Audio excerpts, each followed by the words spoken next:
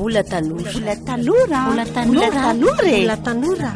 Mbola tanora. Mbola tanora. Mbola tanora. Mbola tanora. Mbola tanora. Mbola tanora. Mbola tanora. Mbola tanora. Mbola tanora.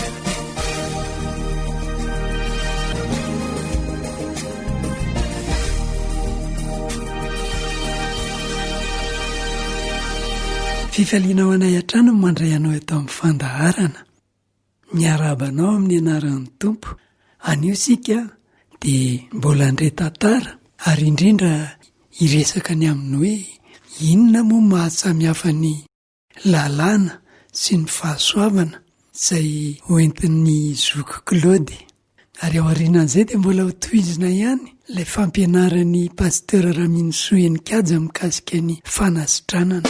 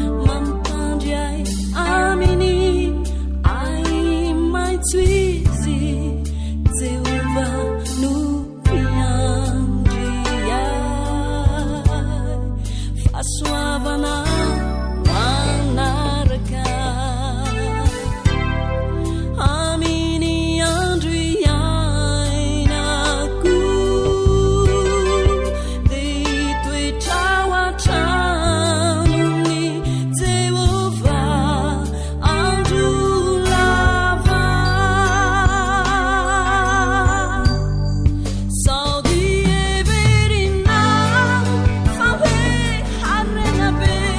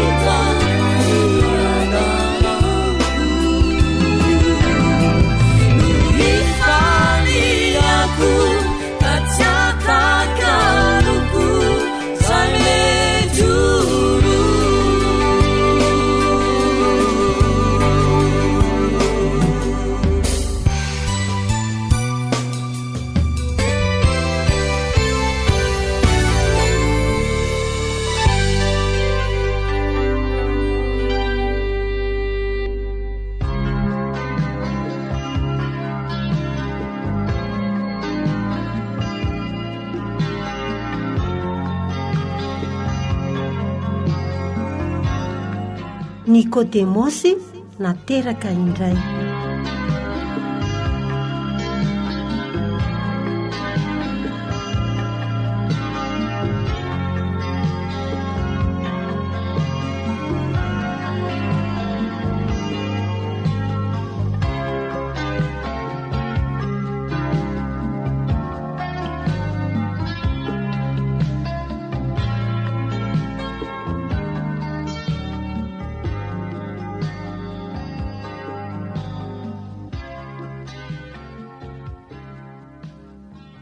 Zao ry Ozia, isika taranaka Abrahama ihany no mandova ny fanjakan'Andriamanitra. Mba hatateraka an'izany dia tsy maintsy manaraka ireto lalàna reto isika. Ohatra, tsy maintsy manasa tanana alohan'ny sakafo. Ary amin'ny sabata? Marina mihitsy zany. Ny amin'ny sabata dia tsy maintsy manaja ny sabata isika. Tsy mahazo manao na inona inona fa andron'i Jehova io. Satria efa fampianarana totrin-drazantsika hatr'izay izy.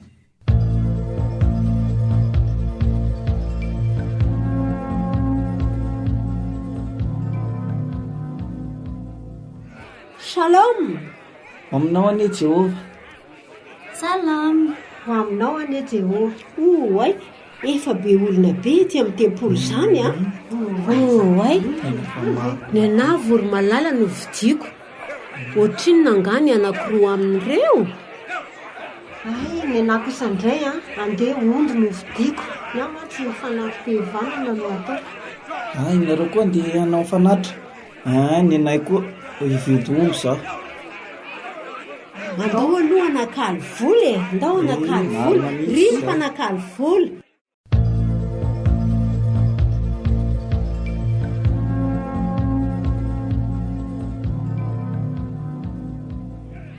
Anakaly voly nareo. Ny denari romana aloha zao no atakaliko sekely dia azafady. Milahatra ato daholo izay manana talenta grika rehetra. Rehefa avy eo vao manakaly ny talentanareo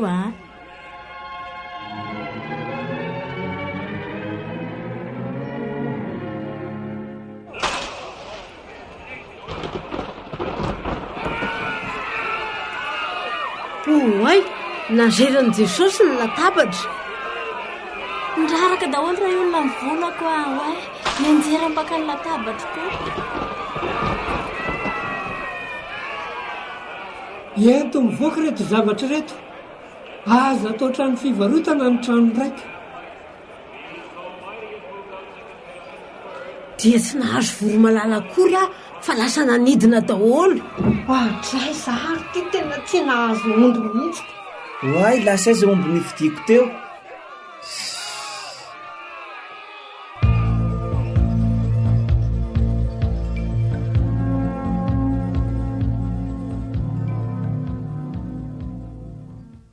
Fa ino ny famantarana sehonao aminay no manao zao zavatra zao ianao? Raha vao ty tempolo ty, ary amin'ny atelona dia atsangako indray izy. Ena mbe 70 taona nanaovanay ty tempolo ty, ka ianao va hanangana azy amin'ny atelona?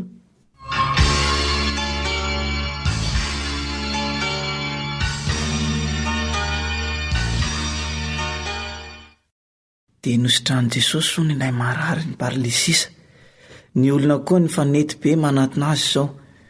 Nosokafin'ireo olona ireo mihitsy ny ho ny tafitrano ka nampidirin'ilay marary.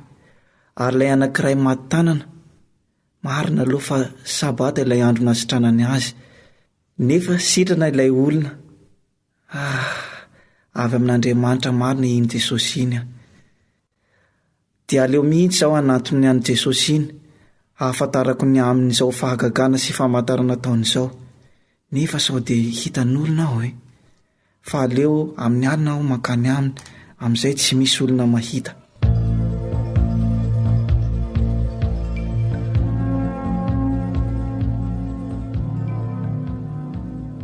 Manantona anao aho Raby aho. Fantatray fa avy amin'Andriamanitra izao fampianaranao izao.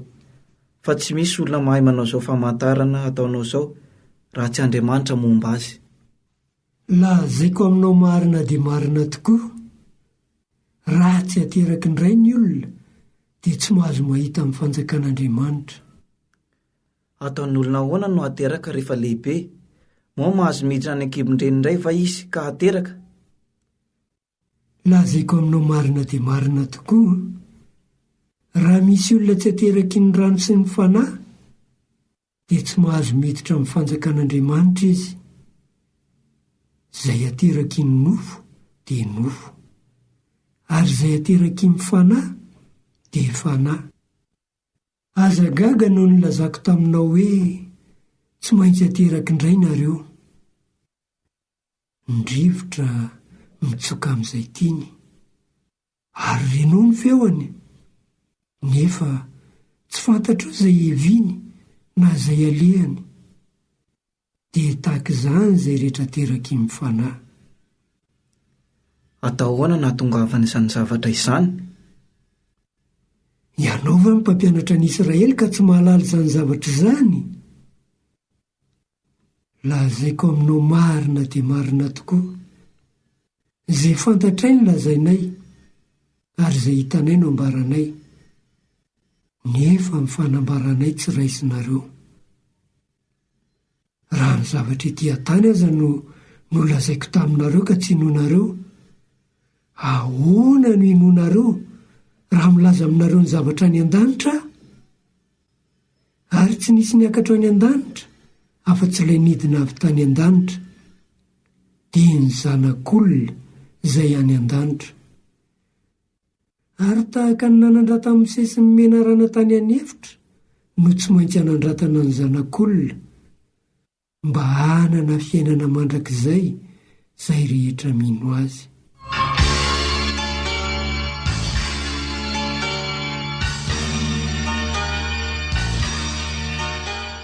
Fa toy izao ny tiavan'Andriamanitra izao tontolo izao.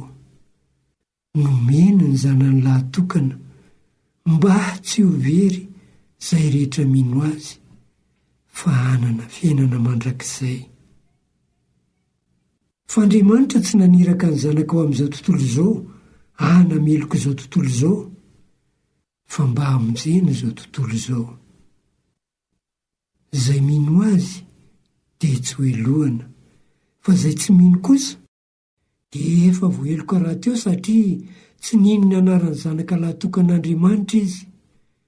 Ary izao ny fanamelohana, fa tonga amin'izao tontolo izao no mazava, nefa leon'ny olona ny maizina toy izay ny mazava satria ratsy ny asany. Fa izay rehetra manao ratsy dia mankahala amin'ny mazava, sady tsy manatona amin'ny mazava fa ndro hita miariary ny asany. Fa izay manao marina kosa dia manatona ny mazava mba haseho ny asany, fa atao amin'Andriamanitra izany.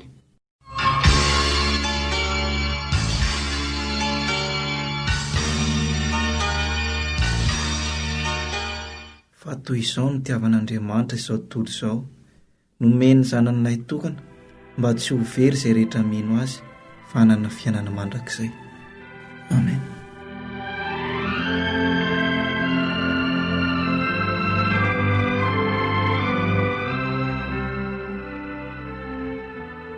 Ary ireto ireo mpiandro raharaha nirahina hisambotra an'i Jesosy. Ary aiza Jesosy ny samboriny eo? Nahoana ianareo no tsy nitondra azy?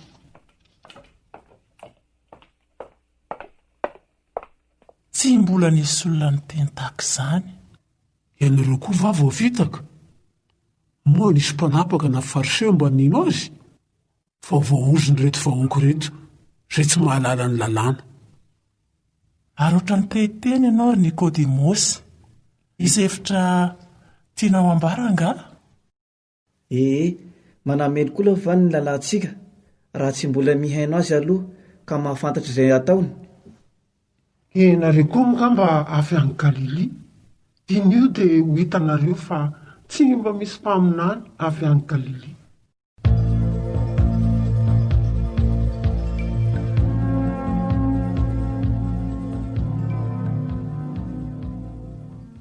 Nikodemosy dia nino an' Jesosy rehefa avy ny resaka taminy momba ny fahateram-baovao.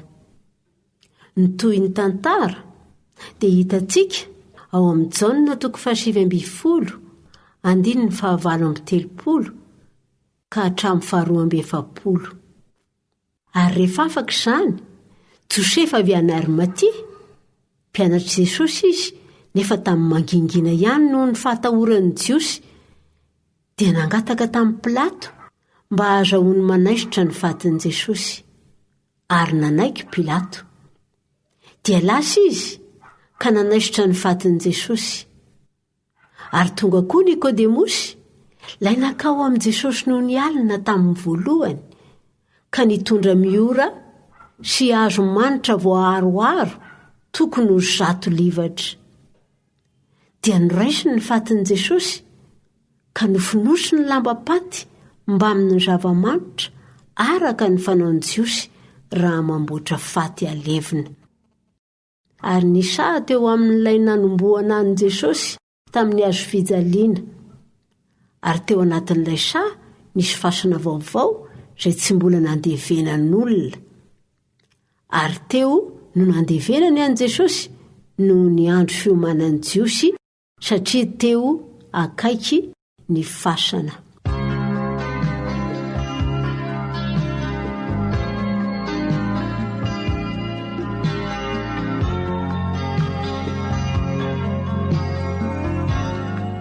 Nikodemosy nateraka indray.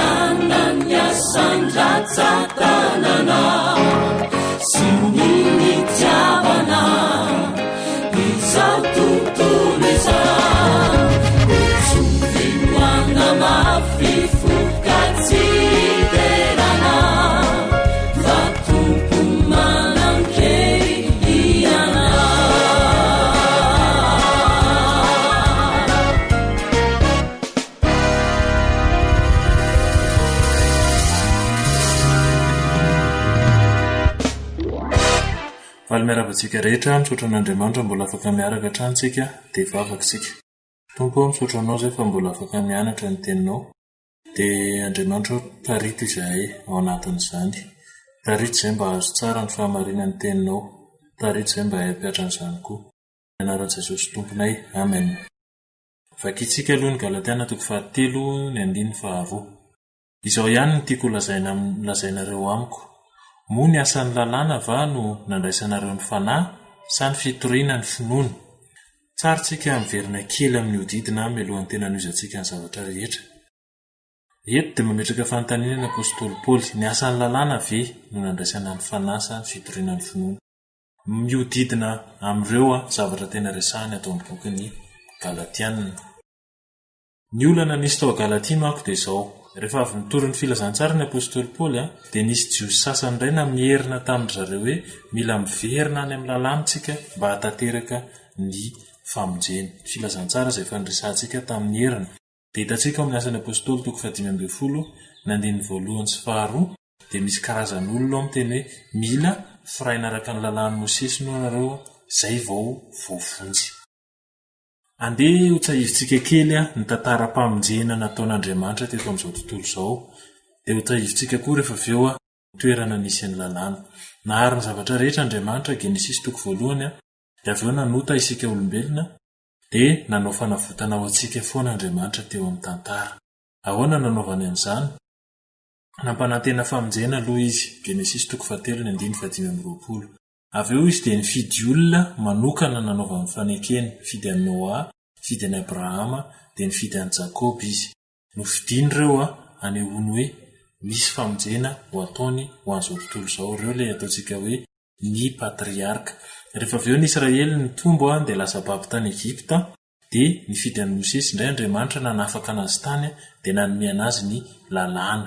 Izany hoe nanomboka teo indray dia nifidy firenena Andriamanitra anehoany hoe hamonjy an'izao tontolo izao izy.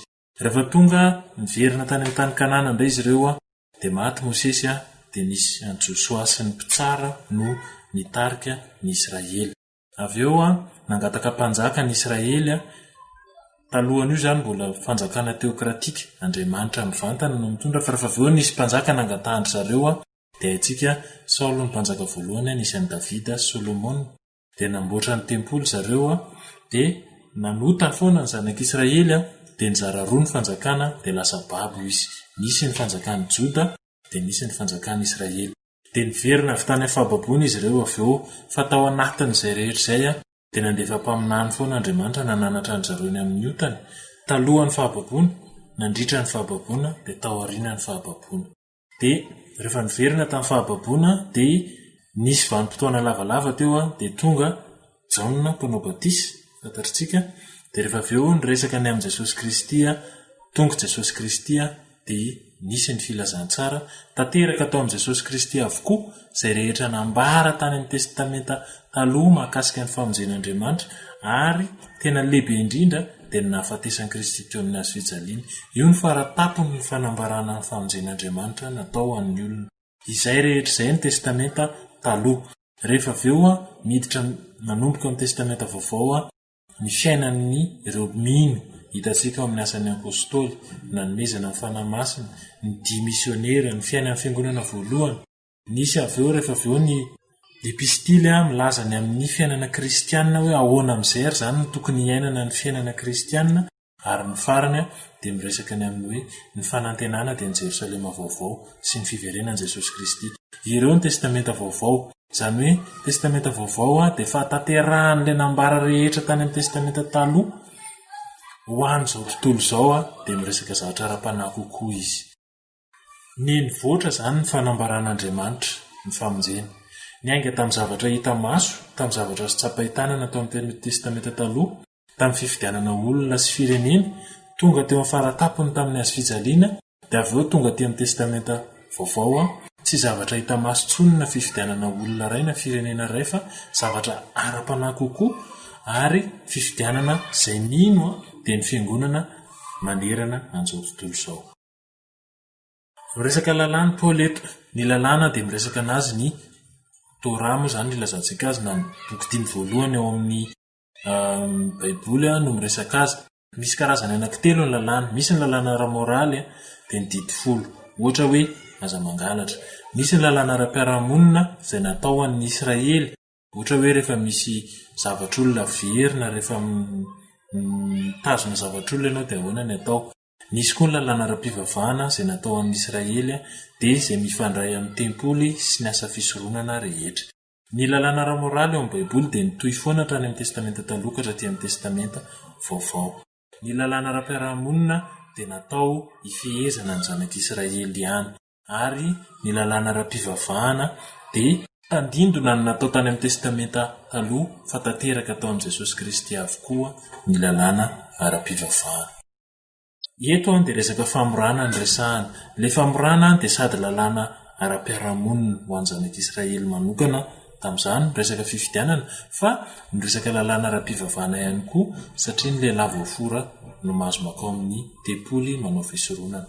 Famorana dia marika nafatarana fa tena taranak'Israely marina ilay olona. Endrika ivelany izany ohatra ny karazana tatouage. Hitantsika amin'ny Genesis 5:12 sy ny Joshua 5:1-5. Ny famorana dia miresaka sahadiny amin'ny hoe fifidianana Andriamanitra, dia miresaka sahadiny amin'ny iavian'i Kristy, satria miresaka fanavahana izy hoe miavaka ny olona voafora ny Israely, dia ohatr'izay koa miavaka ny mino, miavaka ny olona ao amin'ny Kristy dia misy mampiavaka anazy. Inona ary ny tena tiany Paoly ambara? Nisy mpampianatra diso tao Galatia, dia filazantsara mifototra indray amin'ny asan'ny lalàna. Ny filazantsara miankina amin'ny zavatra hita maso, amin'ny zavatra ataon'ny olombelona. Ohatra voakasika matetika ny famorana ao amin'ny Galatiana 3:7. Ny valin'ny fanontaniana izay napetraka dia hoe tsy ny asan'ny lalàna no nandraisan'izy ireo ny fanahy, fa ny hery ny filazantsara marina izay efa nambarantsika moa famaritana azy. Efa tanteraka aty amin'ny testamenta vaovao avokoa izay rehetra takiany lalàna ao amin'ny testamenta taloha, dia Jesosy Kristy no nanao izany. Feno ny filazantsara sy ny famonjenana taon'i Kristy, tsy ampiana zavatra hafa intsony na fitandremana zavatra hafa intsony.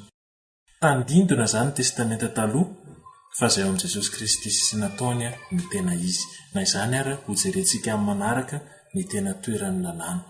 Hamaranantsika an'izay rehetrarehetra izay, ny filazantsara dia nanafaka antsika tamin'ny gejan'ny ota iaina fahafahana. Izany anefa ny andeha tsy ho entintsika hiverenana indray hanao ny ratsy taloha ny ainantsika. Tena efa zanany ve za? Tena efa zanany ve ianao? Azonao mazava tsara ve ny dikan'ny hoe filazantsara? Tena mbola misy vidiny amin'ny fiainako, amin'ny fiainanao isan'andro ve izany hoe Kristy natao sorona noho ny fahotana, satria izay ny takiany lalàna rehetrarehetra ny amin'ny testamenta taloha? Misy vidiny amin'ny fiainako ve izany amin'ny fitondrantenako? Moa ve tsika tena mbola mitana lalàna eo amin'ny fiainantsika?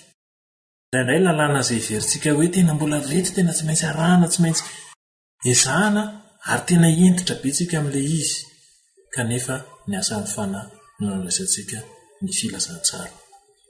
Amin'ny manaraka dia iresaka tsika hanao survol ny bokin'ny Galatiana, iresaka ny amin'ny toeran'ny lalàna.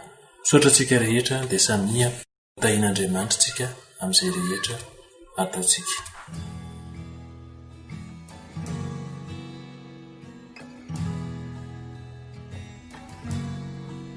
Je sais qu'un jour mes yeux verront Jésus. Je sais qu'un jour mes yeux verront Jésus. Si je marche jusqu'au bout par la foi et malgré tout, je sais qu'un jour mes yeux verront Jésus.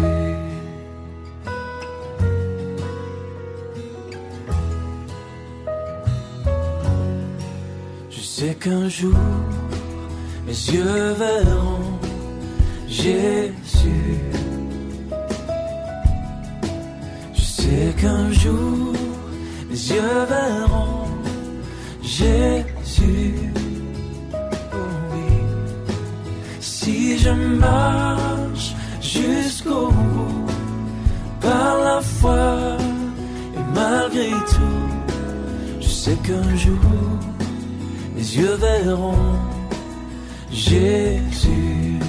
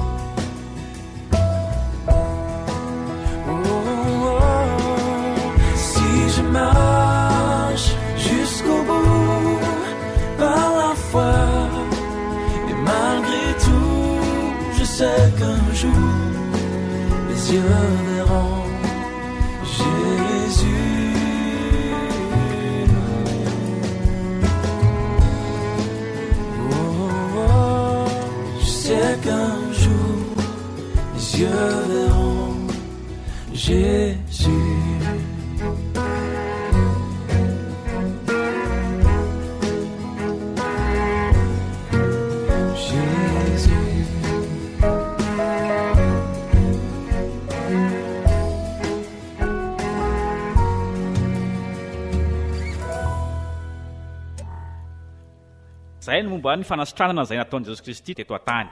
Zavatra samihafa andresantsika teo a, andresantsika hoe nanahoana ny fomba nanasitranany.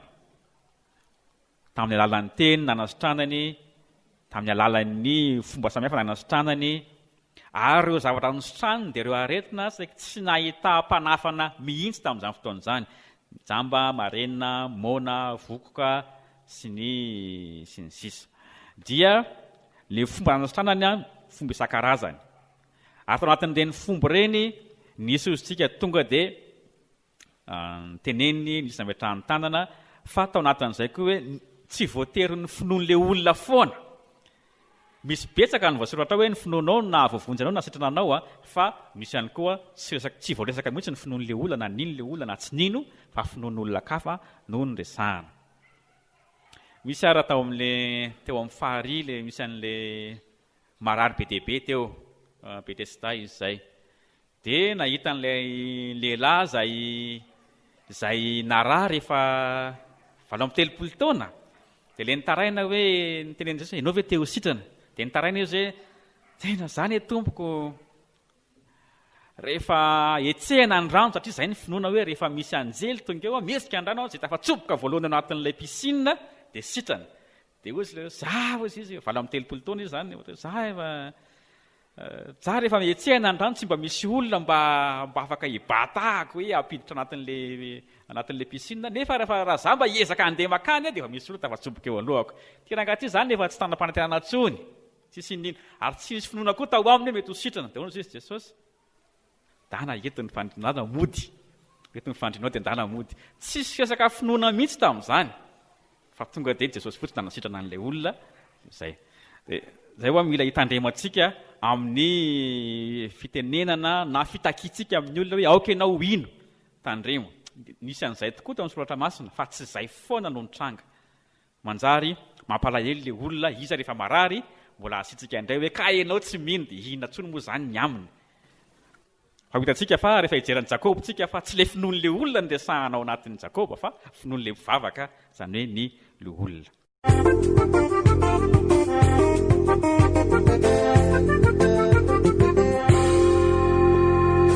Tamin'ny andron'ireo apôstôly sy ny fiangonana voalohany, ahoana indray no nitranga tamin'izany. Dia mbola nanasitrana ireo apôstôly taoriny any Pentekosta, mbola misy samihafa mihitsy resantsika ao. Petera mbola John nanasitrana an'ilay lehilahy zay narary zavaka nitsangana. Ny apôstôly Paul sy Barnabasy nanasitrana an'ilay lehilahy zay nalemy tongotra koa. Petera nampitsangana ny Dorcas, maty dia natsangana tamin'ny maty, zany hoe mbola nisy maromaro nresahany eo amin'ny nataon'ireo apôstôly. Asan'ny apôstôly toko 5:19-20. ny asa toko 5:40 ary ny olona maro avy tamin'ny vohitra manodidina ny Jerosalema dia nivory koa nitondra ny marary sy izay nampahoriany fanahy maloto dia sitrana avokoa izy rehetra. Tsy tanisa be deaibe tsika fa be deaibe zany ireo fanasitranana nataon'ireo apôstôly amin'izany fotoana izany taorianany niakaran'i Jesosy Kristy tany an-danitra.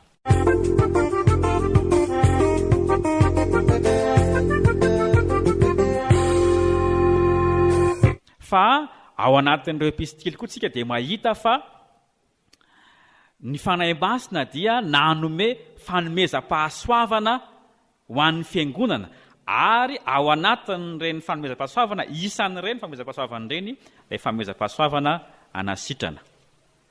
Korinthianina 1:12 ny andininy 7 ary ny anankiray finoana amin'izany fanahy izany any ary ny anankiray fanomezana fahasoavana ho enti mahasitrana amin'izany fanahy iray izany ihany. Izany hoe any Kristia nanome ho an'ny fiangonany fanomezam-pahasoavana dia raha miandininy 7:30 mbola hitantsika eo zany apôstôly va izy rehetra, mpaminany va izy rehetra, mpampianatra va izy rehetra, manao fagagana va izy rehetra, manana fanomezam-pahasoavana ho enti mahasitrana va izy rehetra, miteny amin'ny fiteny tsy fantatra va izy rehetra, mandika teny va izy rehetra, izany hoe voatonona tao mihitsy nylay fanomezam-pahasoavana ho enti mahasitrana. Dia eto misy olona mieritreritra takan'izao hoe tamin'ny andron'ny apôstôly ihany zany fa rehefa feno ny soratra masina dia nijanona reny fanomezam-pahasoavana mahagaga samihafa reny. Izany hoe satria ozy izy hoe ny antony fanomezam-pahasoavana mahagaga dia mba ho fanehoana miariary fa marina ny zavatra tenenin'le olona ireo. Dia profo zany dia manao fagagana izy tahaka ny tamin'ny andron'ireo mpaminany hoe mampiseho hoe tena mpaminany marina izy fa rehefa tonga ny soratra masina feno ny soratra masina ananantsika amin'ny baiboly manontolo dia tsy ilaina intsony zany ka dia nitsahatra reny. Toy izay hoe tsisy andininy ahafahana tena milaza an'izany tsisy andininy. Raha izay le toetsaina tena ohatra zao le fanomezam-pahasoavana ndresahana teo, lasa iza zany moa no hamaritra hoe inona ny fanomezam-pahasoavana nijanona dia inona ny fanomezam-pahasoavana mbola mitohy. Le andininy Korinthianina 1:12 teo, andininy 7:20 monomboka eo ny vakiko. Ary Andriamanitra efa nanendriny sasany teo amin'ny fiangonana, voalohany apôstôly, faharoa mpaminany, fahatelo mpampianatra, manaraka izany dia fagagana, dia fanomezam-pahasoavana mety mahasitrana, dia fanampiana, dia fitondrana, dia fiteny samihafa tsy fantatra. Izay zao misy lisitra. Dia fahefana avaizana ahafahantsika miteny, ohatra apôstôly tsy isy tsony, mpaminany mbola mity ny fagagana zany tsy isy tsony mihitsy, fanomezam-pahasoavana mahasitrana zany koa tsy isy tsony, ny fanampiana olona tena mbola misy zany. Inona zany no fepetra, inona no critère ahafahantsika milaza hoe ty misy ty tsy misy nefa tany sainy misesy ao daholo ireo. Ny apôstôly aloha azo raisina hoe satria ny apôstôly nanorina ny fiangonana dia efa nitsangana zany ny fiangonana dia zay misy andininy ahafahana mijery an'izay. Fa ny hafa fampianatra, manao fagagana, mahasitrana tsy misy andininy tena ahafahana milaza hoe tsy misy tsony ireny. Misy milaza hoe ka rehefa tonga ny tanteraka dia tsy isy tsony ny sombotsombony, Korinthianina 1:7-12, fa le tanteraka resahany amin'iny mazava be, ny fahatanterahana ny fiverenan'i Kristy zay ahitantsika miariary ny zavatra rehetra amin'izay fotoan'izay tsy isy tsony ny finoana sy ny fanantenana satria efa mahita maso tsika.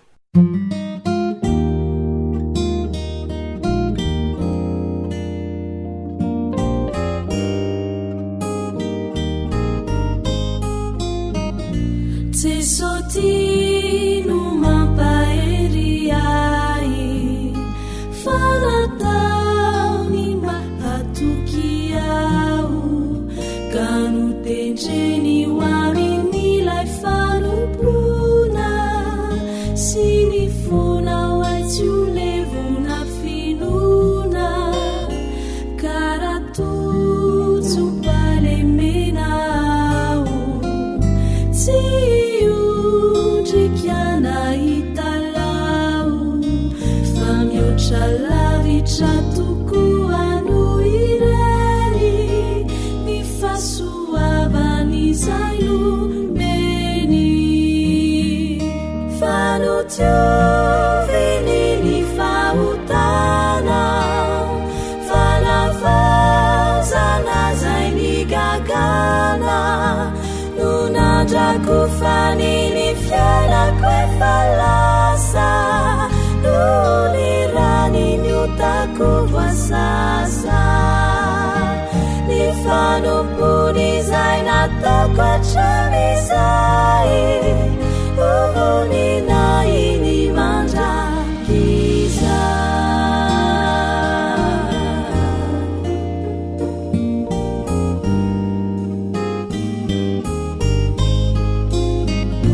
izy no manome fiainanay ka tsy ovely ao mandrakizay tsisy arombaka fa eo an-tanany ao izy kio no velona ao anatiko ao no vonjena mba ho masinao tsy anantsiny olomba ovao nantsoina komba anampiaina mpandresena izay no atao efa monjena fa no tioviny ny fahotana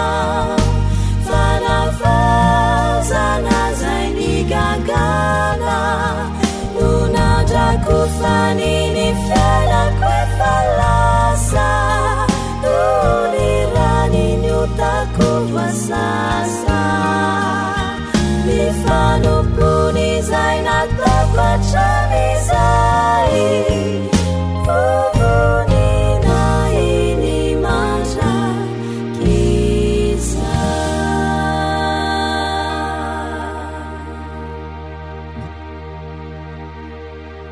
sotranao nanaraka amin'ny fandaharana sorantsika koa paster Raminsoenikaja izay nitondra ny fandaharana teto raha manana fanontaniana na zavatra mbara aminy ianao dia afaka miantso azy amin'ny 034 02 076 02 mandra-pionindray ary tompony hitahanao lalandava